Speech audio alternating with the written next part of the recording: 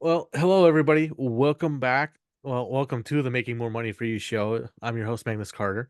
It's been a while since I've done one, and like I said before, when I started doing the podcast, I am being very selective on the people and content that I'm bringing to my listener, you guys out there.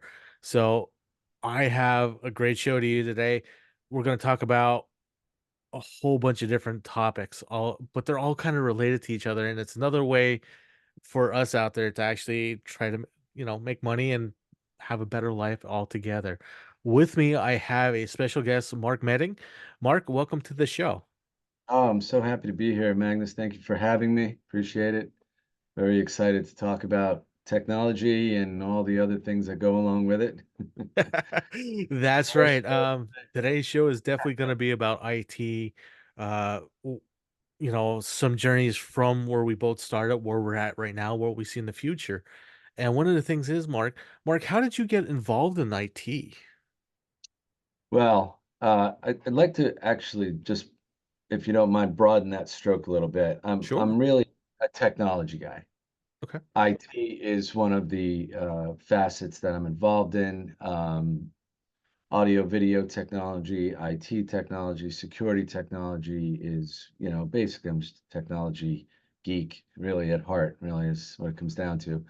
I got involved in this industry, in the technology industry, actually through the professional and commercial audio uh, industry 30 years ago. Wow. Hard to believe. Yeah, no joke, right? Just to, touch on my personal life a little bit, back when I was in my early 20s, I was a bit lost and confused. Didn't really have a direction, and but had kind of a I adapted well to math, science, technology, things like that. I just, like when you know how like some things you just get. Mhm. So Yes, I do. computers, right? Computers and stuff like that, I just understood, and I understood, so even like in high school when we were doing computer stuff, I just, in math I was pretty good at as well. So anyway, so got a little lost there after high school and didn't really know what I wanted to do, and I ended up going to a tech school.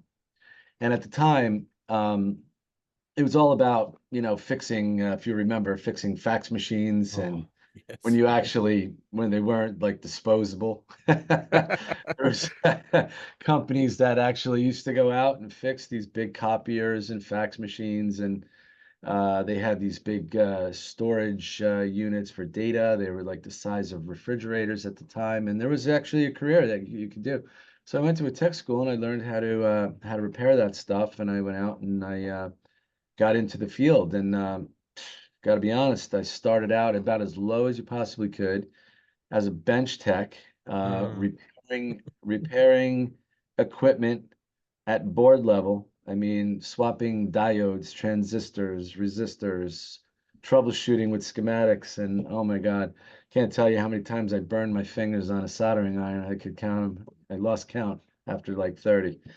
Anyway, so anyway, after some time, I got a job with a cable company okay. repairing their boxes and the cable boxes, the actual cable boxes, and repairing the line gear, the trunk gear that you see out in the on the telephone poles and stuff. I was repairing that stuff.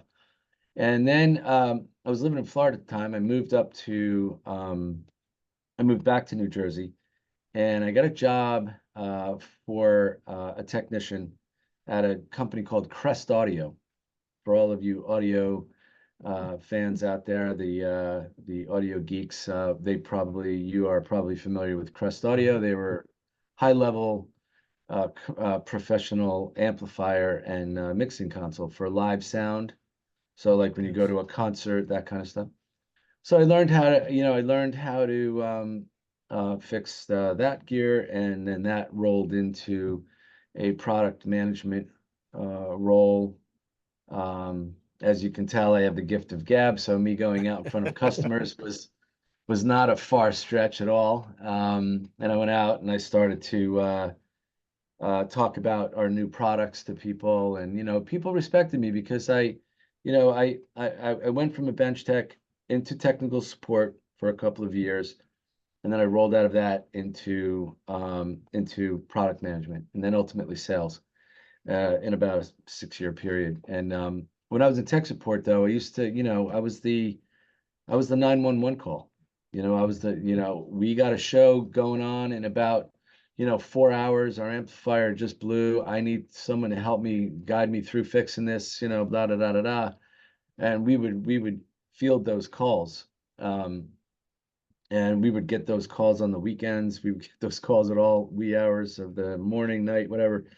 And so people got to know me from that respect. And then so when I was going out into the field to talk about new products, they were I had some street credibility because I wasn't just a sales guy coming in trying to pitch them on something, and sell them something. I could actually really explain to them what the benefits and the features and the advantages were of said product, right? So it kind of gave me a little bit of street credibility to do that.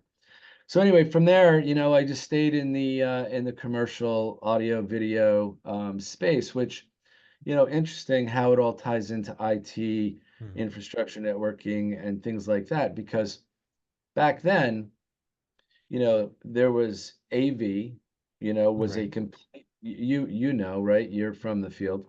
AV was a completely separate entity. IT was a completely separate entity, and security was. But as we know now, that's not the case. That's by You know, far that's farthest from the case. They're trying to put more things in a little box than should be in one little box. unbelievable. No, I know, right? And it just keeps, the keeps getting bigger and bigger. But, so as that time frame from, back now I'm talking 25, 30, 25 years ago, when I really started to see the shift in networked audio, networked video, network security, right? Right. Now, and like, when I'm going out calling on a consultant, you know, I would, maybe stop off at the AV guy over there, and then there was the IT guy that was in a cubicle or two down there, and then the security guy was over there. Now you go in today and you go and you talk to a consulting firm, and you pretty much one guy is doing it all, Mhm. or if not, they have some specialists that are helping them if they're a little weaker in one discipline or another. But yeah, and that's really the shift that's taken place over the last 20 years has been absolutely incredible to watch how um, all of these disciplines have merged together and are now, you can run your audio, video network, your IT network, of course, and your security network all on a Cat5 cable or Yeah. fiber connectivity, right? I mean, that is just and and I think we're just getting warmed up. I mean, I don't know, who would have thought 20 years ago that we'd be having this discussion, right? Who knows what we're going to be in 20 years from now? I can only imagine. Oh, I yeah, it's even the last 6 months that companies keep coming out with things. Uh once like you were saying before, there's like departments for these things. You had your audio video guys that did just video because there was so much to learn about it when and there's so well the manufacturers were very shielded about what they did Hmm. until everybody started getting bought out because of people growing and acquiring companies and whatnot, and then integrate the integration of multiple components. uh that drove a lot of things. But did you see when you started doing this your training and stuff, did you how did you adapt your training? Because there's so many schools out there. I went to a technical school first too, to get the networking aspect of it because I hated English. I hated reading. Uh all the stupid things. I don't need to know why this painting was so involved with the 1947 War of England or whatever. I don't need that stuff. That's not going to help me in a computer. Yeah, yeah, understood. You're a ones and zeros guy, right? Yeah, if you think about it, that's all a computer is uh Exactly. the best definition of a computer one of my instructors has told me, and I'll say it true to I want to bounce it off you guys, is A computer is nothing more than a man's manipulation of electricity to turn on and off a light switch. Um, I guess that's a basic form, I would say. Yeah, you know, it has that capability. I'm not sure that that's all it does, but it certainly has that functionality, right? Right. It's all ones and zeros. Everything lines on ones and zeros. Hexadecimals based on ones and zeros. The algorithm, all algorithms are based on ones and zeros, and Well, multiples of, and the powers of well, two and four and stuff. well, take it to your home, right? Okay. Forget about even, I mean, you know, you and I are talking about commercial technology, whatever, but it's actually now part of your home. I mean, think about PoE lighting. Oh yeah. Think about being able to, you know, control your lights via an app on your phone that's connected to the network in your house, right? Lutron, right? They have these little Right. modules, and there's others too, but I have a Lutron system in my house, so I can, you know, at night I'm sitting there. I mean, it certainly does promote laziness, I have to tell you. I sit there in my lounge chair and I'm like, oh, you know, I'd like to dim the lights. I don't even have to get off my butt. I could just, you know, do it right from my phone. I want to hear the music louder, I just do it from my phone. Everything is on the, you know, as an app, but it's all networked, Mhm. you know, and that actually, to be honest, you know, I mean, of course, people are I think more familiar with home automation and things like that. But there is office automation, office Oh yeah. technology now is fully automated. I mean, there's manufacturers like MHT, is a company out of New York that is a what we would call a PoE lighting company that has the capability to that's like it's a PoE lighting source, but it's actually a little bit more than that because um, the backbone of it you can let's say you walk into your office at 9 o'clock Hmm. Okay. and the system senses you and it knows, okay, you've walked into the office. I'm going to turn the lights on now to only halfway. And I'm gonna, you know, and I'm gonna adjust, and they can tie in all of this information can tie into HVAC Hmm. and a variation of other sources, right? So I'm gonna kick the air on because people are now showing up. I'm gonna open the shades, and this is all done via, you know, via networked Hmm. automation, right? Many people are familiar with Crestron. You know, Crestron is a big player in that type of technology. But when you look at PoE lighting with like MHT, you look at a variation of other resources to be able to control not just a huddle room or a Hmm. conference room, but a whole floor. Right. Uh, you know, you think about building management systems now. Building management systems are controlling security, they're controlling the HVAC, they're controlling, you know, everything and spitting out diagnostics. How many people walked through the entrance today? You know, I mean, right? If It's great. It's creepy. yeah, Honestly. goes on, right? Yeah, so yeah, the merging of all of these disciplines, you were asking like how I stayed ahead of that curve. Fortunately, you know, I've been a technology person, like I said, for a long Hmm. time. It's part of my Right. life.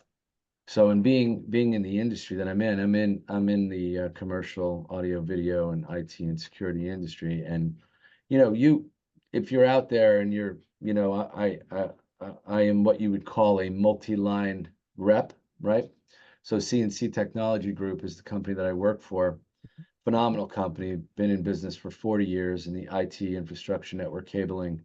All the buildings in New York that have IT infrastructure network cabling, fiber, cat has been, we've had our hand in it in some way in the last 40 years and still do today. We started an AV practice about 2.5 years ago and added security too because they're all coming together. But the company, CNC Technology Group, we are a multi-line manufacturer's rep firm. Okay. So we represent families of products, everything in the IT space from Cat6 cable, fiber connectivity, actual fiber, company called Teeny Fiber that has these, it's a micro armored cable. When you're dealing with buildings in New York, you're dealing with a lot of tight conduit, Hmm. or packed conduit that, is already has multiple strands in there after many, many pulls.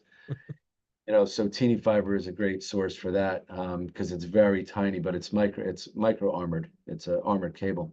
Um, so we have lines like that, and then we have all of that infrastructure and everything that goes with it, managed power, things like that. And then, of course, when you get into the audio video portion of it and even security, we have the endpoints that we can connect to all of that network, right? Okay. So when you get involved in, it's like, well, it's great, you got the network, but what about all the other stuff, right? So it was very easy for us to be able to add the necessary lines that go into a full solution, right? And that's how we when we sit down with whether it's an end user, for instance, yesterday, we sell LED video walls.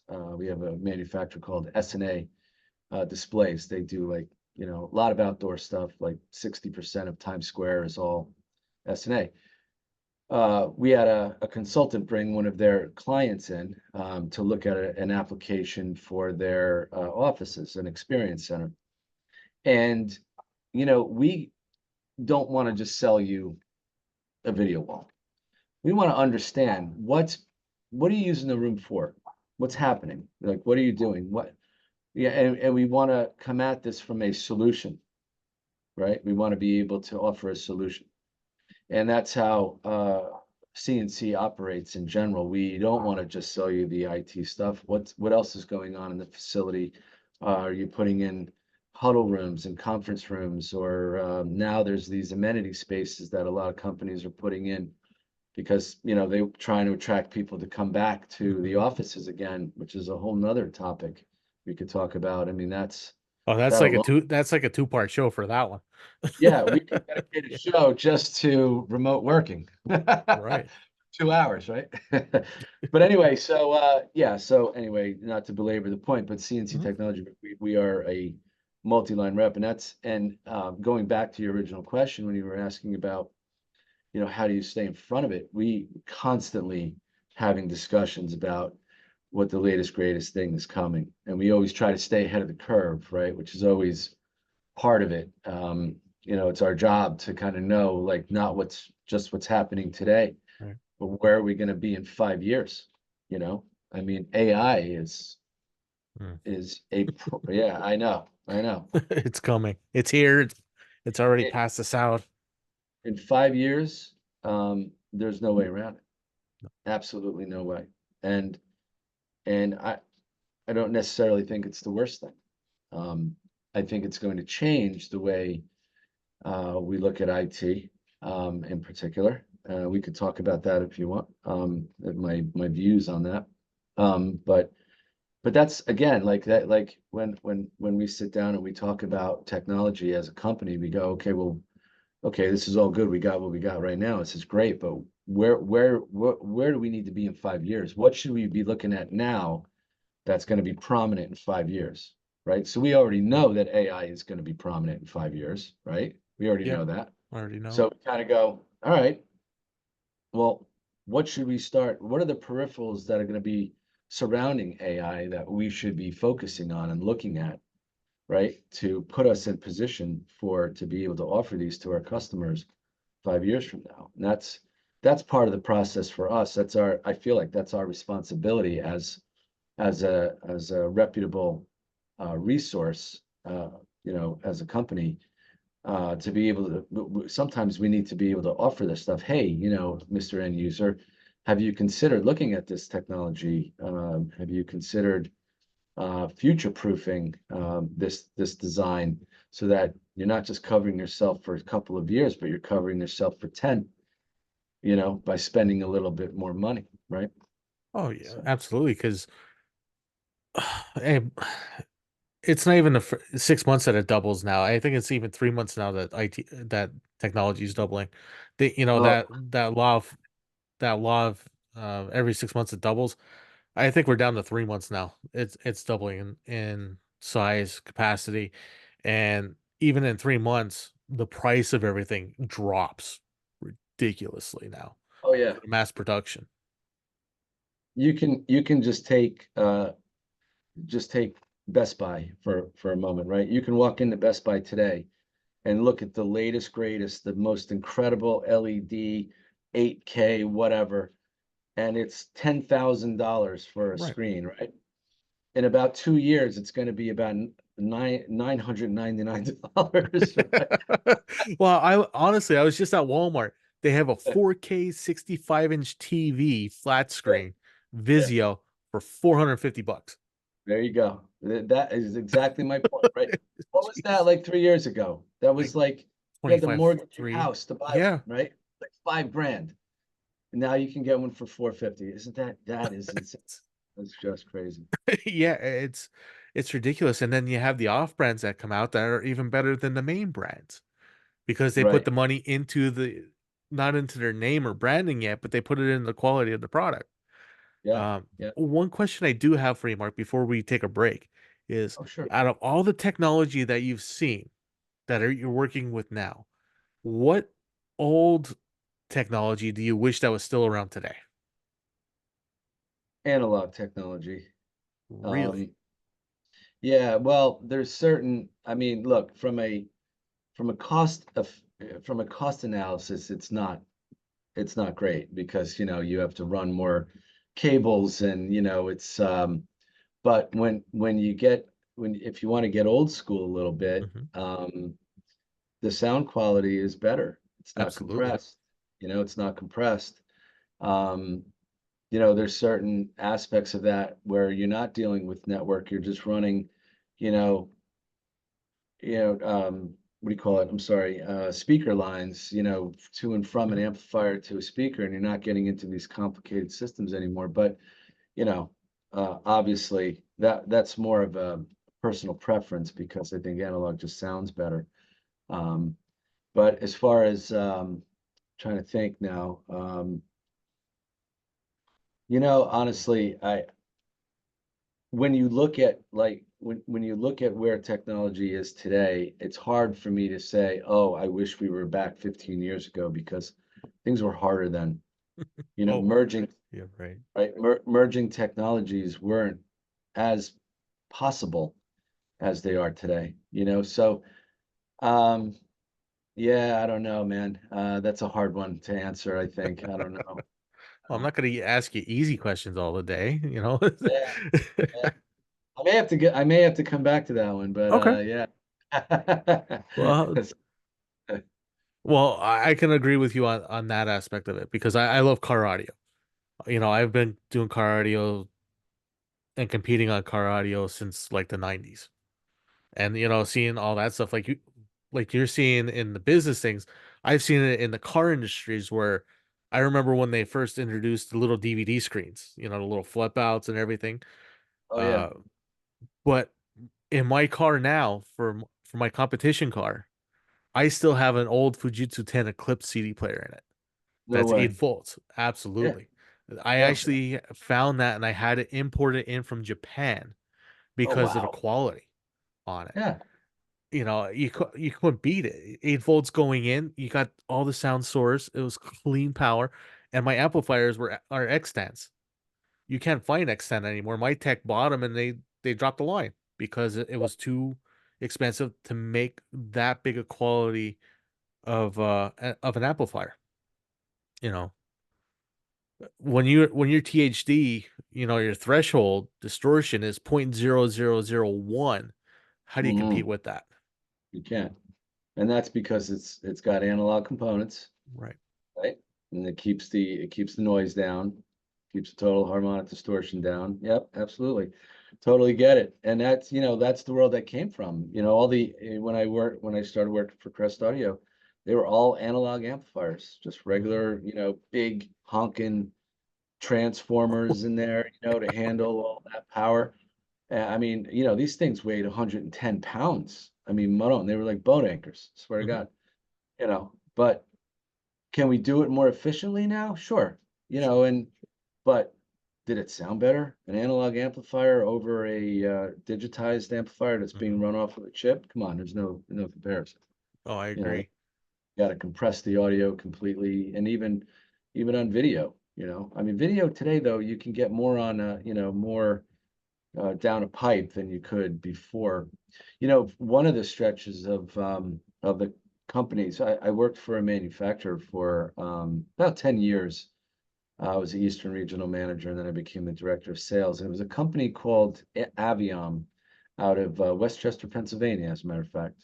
Okay. And they came out with their own protocol to transport audio, 16 channels of audio per twisted pair on a cat cable, right? So you could do Wow. up to 64 channels. But now get this, it wasn't IP based. There was no conversion on either end.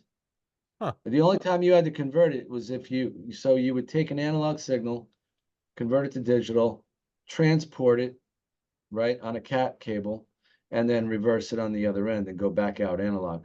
Okay. But the latency was in microseconds because there was no there were basically it stripped away all the IP, all the internet protocol stuff. Hmm. So there was no you didn't it just you plugged it in and it just worked. There was no, dialing up an IP address or anything like that. And I got really I mean, I worked for that company for a while, and they were cutting edge at the time. They were able to move they came out with ANET. ANET was what their protocol was called. And then they came out with this, it was called the Pro 64. And this one was able to transport 64 channels of audio down one stream, down one twisted pair.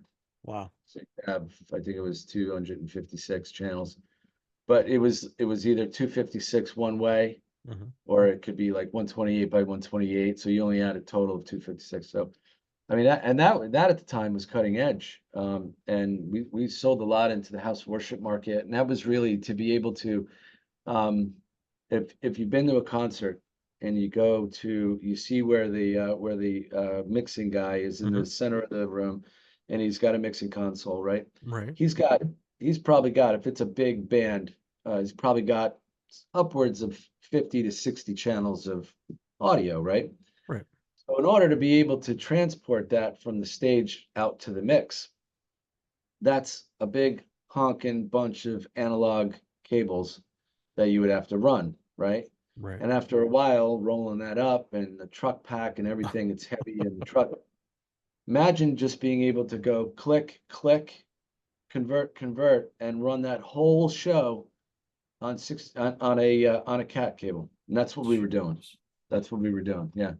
It was great. It was awesome. But then, everybody everybody came out with other protocols, and it became more of a wider stretch from that point. But yeah, so like I said, like being in technology, you just get, just being in the middle of it, you just get involved in such really cool stuff. It's amazing. I completely agree with that. But Mark, we have to take a break right now. Uh, Okay. Everybody, thank you for tuning in. I am your host, Magnus Carter, and you're on the Making More Money for You show. We're going to come back after this quick break, and we're going to talk more with Mark about his entrepreneurship, some of his projects he's working on, and also some more technology out there for us tech geeks. So give us a Mhm. second, and we'll be right back. Hi, everybody. I'm your host, Magnus Carter. You are on the Making More Money for You show. The first part of this show was amazing. The time flew by as always. We're talking about technology, from audiovisual, how everything was all compartmentalized, and now how everything's like all one little thing on your cell phone. That your cell phone is one of the most powerful things out there at the moment. With me discussing this is Mark Manning. Mark, welcome back to the show. Oh, so happy to be here. Having Awesome. having good fun with my friend Magnus. This is great stuff. Who I knew couldn't you agree. could have who knew you could have so much fun talking about technology? I mean, I really feel like I'm wearing my geek shirt here. And it's not blue, by the way. It's not blue or red. He is not Right. supporting either one of those camps. It is actually white. That's So you're Switzerland right now. that's right. And I was gonna wear my shirt with my pocket protector to really show you what a geek I am, but I decided not to do that today. But Mark, all these new kids that are coming Yeah, out of high school, they're coming out with certifications that we weren't even able to get until we were like in our professional careers. yeah. It's crazy. These kids are coming out with these certifications, the degrees in computer science, computer networking, audio visual, even the digital marketing, digital aspect, and creators. It's crazy what they're coming out with these days. Yeah. You're on the forefront on that, on seeing it in the corporate world. So, what advice do you have for these kids that are coming out, or even the parents that are listening right now that have their kids that love this stuff? You know, how can they make a career out of this? How can they actually make money out of this? I can tell you right now, um, and I firmly believe this. I mean, I've done a lot of research on this, and for our own company to stay in front of the curve of AI, Okay. right? So what does that mean? Okay, you hear everyone's throwing AI around like it's like the new buzzword, right? Like AI, AI, AI, AI. And it's true. AI is here and it's here to stay and it's only going to become more prominent. But here's the cool thing. And here's this is my belief. I'm not a I don't have a crystal ball. I have a gut and I have a gut feeling about where I think things are going to go. And if I were a kid today, 18, thinking about, love technology, wants to get involved in technology, wants to get into cybersecurity or whatever. Think about this, okay? Although AI is going to probably start taking away the less, um, what's the word? The tasks that are maybe a little bit less technical in IT, Okay. right? If that makes sense. So, like the basic IT functions that we've known for the past maybe 10 years, I think that AI is going to take over those responsibilities, right? And so IT that we've known for the last 20 years is going to change. And the people that are doing these jobs now are probably not going to be they're probably going to be replaced. But keeping this in mind, that right now, if I could put an analogy to where I think AI is, okay, I believe that right now, imagine Mike Tyson, okay, Okay.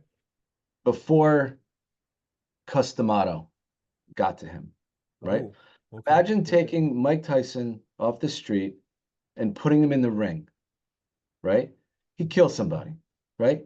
It's Right. just because he's just raw, right, is untamed, right? Has no ability to really kind of read what's going on, right? And I feel like that's kind of where AI is right now. It's coming out. Everyone's trying to grab a hold of it, but no one really knows yet like how to grab it, right? So now, over time, Mike Tyson was trained by Customato and he was Mhm. refined and he was able to get in the ring and be able to fight like a professional fighter. And this is what's going to happen with AI. But guess what? You need people to be able to harness it. Right. Okay. That Right. makes So, sense. does that analogy click a little Yeah. bit? Right. So imagine now you're coming out of school, everyone's talking about AI. Imagine if you were one of those people that could harness the power of AI, right? Okay. That you right. Following you. So that's what I would be thinking about if I were a kid today, or even, if you're in between jobs and you're trying to figure out what to do with your life, or whatever the case may be. If I was going to get into the IT space, I would be familiarizing myself with AI and what and where it's going and the amount of power that's needed for it. Because, even though menial tasks are going to go away, they're going to become more automated, right? It's going to be more AI software based kind of automation, right? Right. Still, there's still going to be a need for, advanced tasks, Hmm. right? So where maybe an IT professional could come out at a very entry level and be able to get a job, helping out in a small company, whatever. Now I think that the game has changed and the level of IT support is raising. The bar has gone up, right? So we no longer really need the menial tasks here. We need somebody that's going to be able to manage at this level up here. Right. And those are the jobs. When you think about like even just natural language processing, this is the stuff that's driving AI, right? This is what how AI is able to read and create analytics and create data and constantly be moving and read what it needs to read to be able to provide the data back to you. It's all through NLP, right? So it's going to be through. So when you look at NLP for like the day to day, right? So like imagine me as a salesperson, Hmm. right? I sit here and there's going to be AI that's going to be able to, if I let it, if If right now we have I that little let it, if for the yeah, moment. let it. You know, uh, people are all enamored with this Tesla thing, letting the car drive itself. Mm, Absolutely no way. no, I've been no in thanks. technology for too long, and technology fails, man. Got I completely agree with that. my Um, hands on the wheel, baby. But but no, but like if I wanted to, let's say I gave it a shot. There's ways that for like the day-to-day office where AI can be a benefit. Mhm. It can discern certain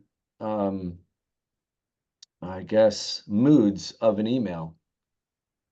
Say an urgent email. There's certain words and verbiage in an email that would dictate, hey, this is of urgency. I'm going to move this one up to the top of the list, right? Yeah, These are more kind of the mood is kind of light and not as urgent, so we're going to move them down the list.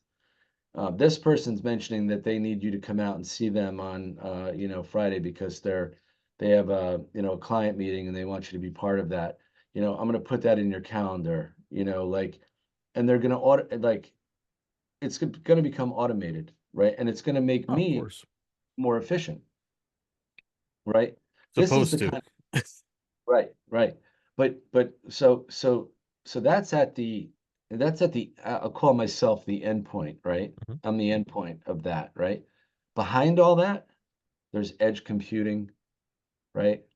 There's and all of that has to be managed, right? All of that has to be managed by somebody. Yeah, It's not just going to be running on its own. There's people that are going to have to monitor the data. They're going to have to monitor how it's operating, right?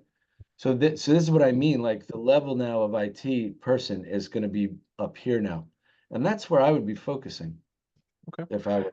Yeah, Now, wow, we're moving way fast in time here. I do have a quick question though. sure. Here's one. You from seeing all this, we have been stuck. I'm going to say the word stuck, and I'm going to emphasize that in 64-bit world of operating systems for like ever now, more Mhm. than any other, base operating system since the inception of an operating system. What do you think 128-bit will do, and why? What do you see it happening? How do you We see may that actually changing everything if they we ever may get to it? we may need it if we're going to start really moving into the AI space because we're going to need more processing power Right. and more memory. So to be honest with you, I think it's almost inevitable that we're going to need a bigger storage, bigger memory to be able to manage the bulk of information that's going to be swinging back and forth. Because you got to remember, AI is bidirectional. It's not Exactly. just right. So right now, 64 is it comes in. we see an email or we do stuff on our computer, and then maybe we shoot it back out. But AI is constantly talking and it's constantly analyzing and it's constantly reading. So it's saying, okay, if this happens, then I'm going to do this, right? And it's got to go back and forth, right? And that's and yeah, so uh, I I I see that inevitable.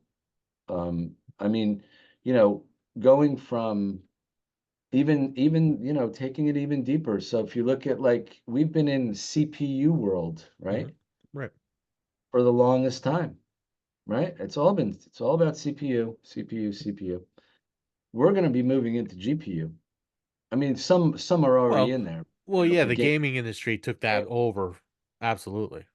Well, you need it for that because, Yeah. that's, I mean, think about it. That's VR, right? Virtual reality and augmented reality is all you need GPUs, right? But Right. now, GPU is gonna probably end up being more prevalent in our day to day because in order to drive AI, you need that much more power, Yeah. right? And right. Yeah, that makes a lot of sense. Mark, let's talk about your personal adventures right now. We're getting close to the end of the show already. I can't believe it. I can spend another show, at least another two shows on this. But Have me back anytime, sir. Anytime. I love it. absolutely, I'd love to have you back, especially when these new releases are coming out with newer technologies. But you're Oh, also a business owner yourself. What kind of businesses are you into? right. It's Oh my goodness. I think I've been an entrepreneurial spirit since I was a kid. okay. Um, I always, had this. I wouldn't say I wouldn't say I was a good business person when I was younger. I didn't really have a good head for business, to be honest with you. But I had an ability to look at the big picture of Okay. things, and if there was a box, if there's a box, there's the box. I was over here somewhere, almost always.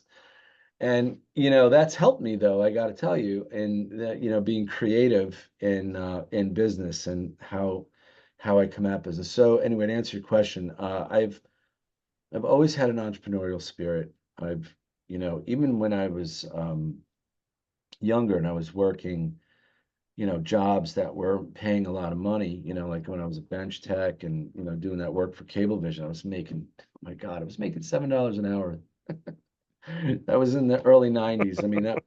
Can you imagine? Minimum wage now is like $16 an hour. And anyway, but so I always had a second job. It was like, well, if I had time, I may as well go out and, figure out something else to do at night. I'd get home at 4 o'clock. That means I could work from 5 to 10 or something, right? So I did. So, I always had a good work ethic. I always had a really strong work ethic. My father was a refrigeration engineer, and my mother was a hard worker. My family was just hard workers. And I started working when I was 14 years old, washing dishes, So that was my first job. So how does that relate to what we're talking about? So I've always like had this idea of, you know, uh, like my job, thankfully, is a very creative sales job, right? We're always trying to figure out solutions and ways. So I've owned my own rep firm. I've had and I still have a small little distribution company, technology distribution company. It's called IoTech Corporation. I don't really do anything crazy. I pass a lot of stuff through that. I do some IPTV devices that I sell to people. Complete side thing. Doesn't get in the way of anything I do for my day job. But I've always had something going, and I've always tried to create. And some things worked, some things didn't. I'm not afraid to say that I've failed quite a few times on endeavors, but you got to keep failing in order to get it right. I believe that 100%. You don't just let one failure go. Oh well, I'm not going to ever do that again. No, I'd shake it off and I would try something different. And That's how I've always approached entrepreneurship. So taking that like a little further, I'm a busy guy. I have my day job, which is a very demanding job, which I love. I love my job. I'm a musician. I play the drums in a couple different bands. I'm a moss artist. I create art out of moss, colored moss. And now I also do martial arts. Okay. I've been in the martial arts, Same here. and It helps is out that right? quite a bit. Oh, Uh, it helps. It helps oh up yeah, here. the mentality, absolutely. I do jujitsu, Oh, phenomenal. Yeah, I'm you know. I'm in karate and kickboxing. Okay. Yep. And now my latest endeavor is the book, as you mentioned earlier on, that now I'm an author. I'm a published author. I wrote a book called The Jersey Death Squad: A Journey to Kill Jesse Freeman, which don't be afraid. It's actually it's a fiction book. It's a dark comedy with a really, really cool understory. I mean, here it is. Here's my book. There you go.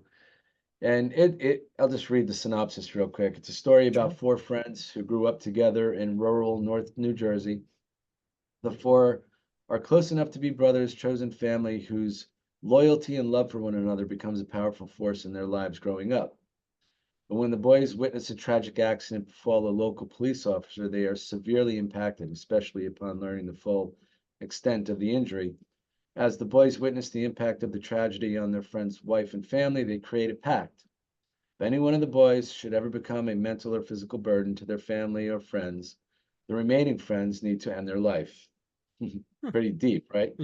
Yeah, Decades later, that's friendship there. That's family.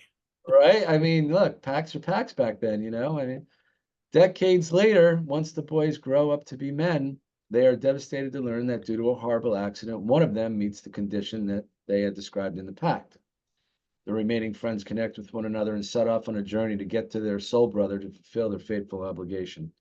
A compelling, frequently funny story about reconnection, friendship, and love, which there's love throughout this book, even though it may not sound like it. The the relationship between these four boys is really what this journey is all about. And you see the love just from their reaction to what happened. There's flashbacks to them growing up, and then there's flash forwards to them in current day. But all through all that, there's some anecdotes and there's some funny stories and there's some events that take some adventures that take place. But all along, what you're going to notice in this book is there's love, a lot of it, loyalty, that meant the world to them, even 30 years later. So the last line of this is, can the boys fulfill the pact and murder their friend this many years later and with so much to lose? So it's kind of like, 30 years later, can the pact still withhold the French, that friendship? Can it still? So the book is on Amazon. It's in paperback. It is on Kindle, and as of yesterday, it just dropped on Audible. Oh, nice. Very nice. Yeah, I wanted to surprise you with that one. And I got to tell you, the whole deal with Audible is like you can hire your own narrator. And I hired this guy, Anthony Ziello. He's a professional narrator. And I asked him, I said, I need you to sound like, Tony Soprano. And he sent me back this audition. Sent me back this audition because Scotty, he's North Jersey, man. These kids are, from Jersey, right? And he nailed it, man. So if you'll get a kick out of just listening to Anthony's rendition of reading my book on Audible. It's worth it just for that. He's fantastic, and it was really so funny how he did it. So maybe you'll get a kick out of it too. Fantastic. I'm gonna have to check out the Audible now. I was starting to read the actual book. It's like, all right, now this. I'm like, I want to hear Tony. I want to hear the Jersey accent because once Oh, you're in Jersey, you're surrounded by Jersey with the accent, and that's more forget entertainment for me to be in there. forget about it, right? Exactly, exactly. Um, One question I have for you throughout your whole career and where you're at right now, Mark, Sir. if you had to tell yourself at the beginning of your journey, what piece of advice would you tell yourself? Oh man. You know, I would have stopped before I just went to this school and did what I did. Look, I have no complaints. My life turned out just fine. But I would have taken a closer look at the IT world, the technology world, where it was going. Since I already had a flair for technology, I would have looked a little harder at where things were, not just today, but where they're going to be 5 and 10 years from now. And Mhm. I would have aligned myself with the future, not just where the day to day was. And that's where my head was. At the time, I was 20, I was 20. I was, just trying to find a gig and just didn't know what to do. But, and now I'm an older man and I'm a little bit more, little wiser, I hope. And if I was going to be me, then I would ask more questions. I would do more research. I would see if I'm going to get into technology, not to cut myself short. And, pay attention to certifications, even after school. Don't stop. Get certified. There's a lot of ways to stay current. Um, there's a couple of organizations. So Bixi, you might be familiar with Bixi, Mhm. I am. BICSI, right? Um, if you become a Bixi member, you can get your RCDD and you can stay up to date on current trends and things like that. On the AB side, if you're more inclined to get into networked audio, video, and that kind of stuff, there's Avixa. Avixa is like the Bixi of the audio video world. Okay. You have a trade show every year. It's actually next week in Vegas. Um, pardon me, called Infocom, biggest show of the year. And same thing, you can get CTS credits. It's like a certified technical something or other CTS, and then there's CTSD, and then all kinds of other. But that's a great way to, once you get these letters after your name, you have to stay current. You have to, like every Mhm. couple of years, you have to get enough credits. You have to learn new technologies, and that's an easy way to stay current with what's going on in the world too. Wow. Yeah, I agree with that. It's better than taking a test. Yeah, A lot of things are test this, test that, pass fail. You got to take it again before it lapses. I rather do continual learning credits myself. Plus, exactly. actually, plus also the networking aspect of it. You Right, meet so many other contacts out there. The new things you actually get to see the products. I I like being away from a screen. I actually like talking with the people, the people that run it, the people that are going to be using it, uh, and technology is good for as a tool, but I try not to make it my life being in yeah, IT and myself. So, right, yeah, yeah. And being in technology, it is nice to have, outside interests, right? Like you're into cars and car audio, and yes, I'm sir. into music and other creative means. And yeah, I have another book in me. I know I do. Right now, I'm in the throes of just launching this and getting this off the ground, which is a daunting task. But I'm enjoying every second of it. It's really fun. It's great to get the reviews and hear how people are responding to it. And when I hear somebody come back to me with the synopsis that they've come away with of what I just described to you, like the love, Mhm. like they really sense the love between the friends and stuff. I'm like, that is exactly what I was trying to portray. I Okay. wanted that to be prominent in the book. And people come away with, there's a lot of laughs in the book. There's a lot of stupid shit that these kids do when they were little. There's a couple of anecdotes in there about that, but it's a very but what like the whole dichotomy of it is that you know it's a very serious storyline, Mhm. but yet there's a lot of Right. funny in it. There's a lot of funny in there, so it's pretty cool. Excellent. That's well, I can't think of another way to end the show, but on a note like that. I do have one last thing is how can we get in contact with you if Oh, people want to learn more, find your book, talk to you in general about IT, possibly some of the services you offer outside of this, what we talked about. I would say my personal email address is probably the best way to get a hold of me. Okay. Start there. I don't feel comfortable giving my cell phone number out. Okay. That's fine. That's perfectly If fine. that's it for now, I would say reach out to me via email first, and then let's talk. And if there's and then of course if there's more to talk about, I'm happy to give my phone number out to people that want to learn more. I'm happy to help guide people if they are looking for guidance, if they need there's let me tell you something, and this is important.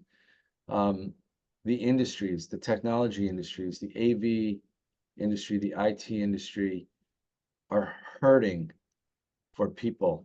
They Yes, they are. need technicians, they need IT help, they need people that are going out and actually doing installations on this stuff. If you get into that end of it, where you're more of a an integrator, integrating these technologies for companies and things, everybody is crying the blues, man. They can't find enough help. And that's something that we can certainly help, even if you don't have experience, but you got enough of head on your shoulders. Some of them will take you off the street and train you. So if you are looking for a gig, feel free to reach out. My email address, should I give it to them? Yeah, give it right now, and I'll have it in the description as well. Sure. It's Mark, Mark, Medding, Meding, 67 at gmail.com. Perfect. Free to write me anytime, and if I can be of help, happy to do it. All right. Well, Mark, thank you for your time. Thank you for uh, all your wonderful insights and wisdom in this field. I've been waiting for the right person to do a technical show, and you were definitely one that filled it. Everybody Thank out there, oh, absolutely. Everybody out you. there, thank you for tuning in. If you have any questions, please feel free to reach out to me, mcarter at lpspublishing.com. Mcarter at lpspublishing.com. Uh, and the next show is on your horizon, but get outside, get away from technology, and live life for a little bit. Until next Mhm. time, have a great night.